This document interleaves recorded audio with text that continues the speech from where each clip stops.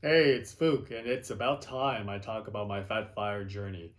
The FIRE movement, FIRE, stands for Financial Independence, Retire Early.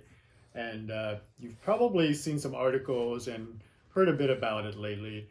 And it's something that I've been doing for quite a while now without realizing that that's what it was called.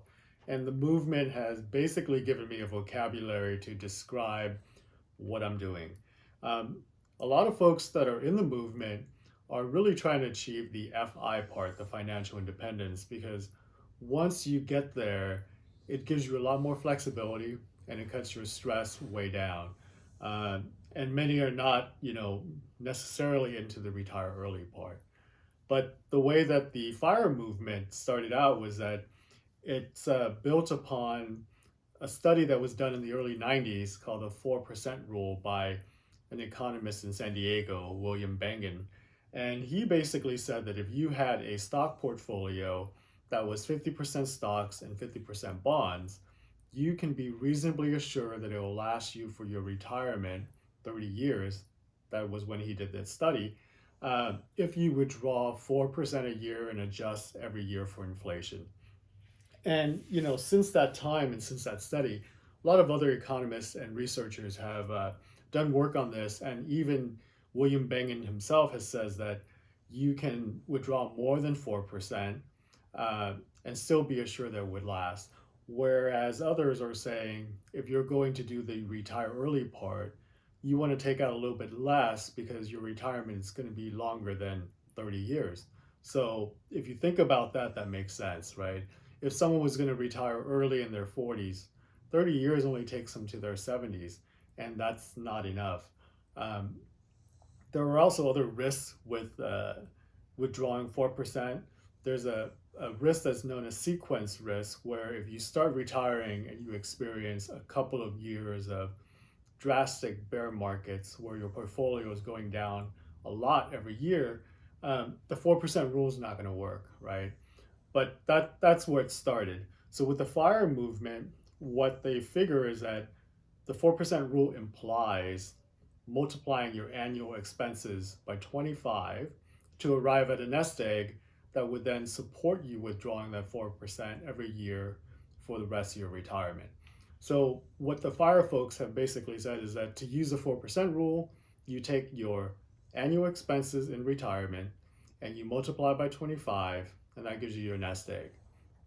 Then we get to the subset within the fire movement that are called either lean fire, fire, or fat fire. And basically, the way it works is that, uh, and there's no hard and fast rule, by the way, on this, but the consensus seems to be that for a person on lean fire, they have an annual expense of less than 40,000 a year, right? And in low cost of living area, like in some parts of the United States, maybe Missouri or Alabama or somewhere in the South, you can certainly do that. If you're willing to be an expat in Portugal or Southeast Asia, you can do that as well. Uh, that would imply needing a portfolio that's less than $1 million. If you take that 40,000 and multiply by 25, you get $1 million. Okay, and that would be your nest egg.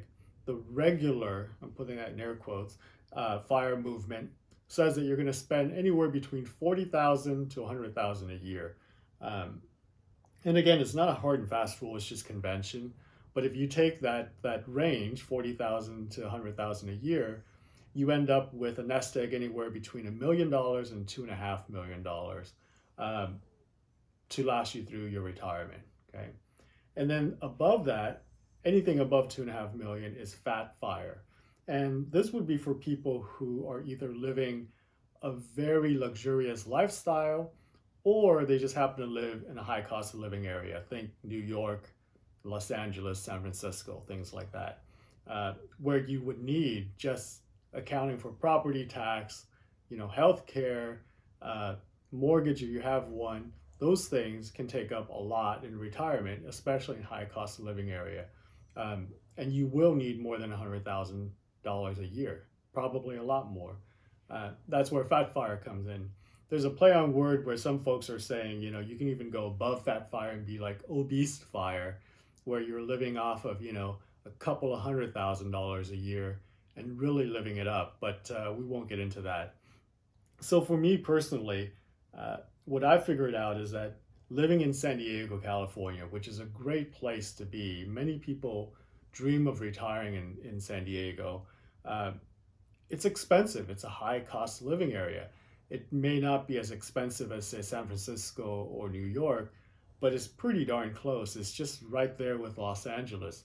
And in order to live in San Diego, even in a median house, we're not talking, your typical McMansion, um, you're going to be paying quite a bit, and you're going to be paying quite a bit in property taxes as well. So what I figured out is that for me, the bare minimum that I would need is $84,000 a year. That's 7,000 a month, roughly. Um, and that's after tax.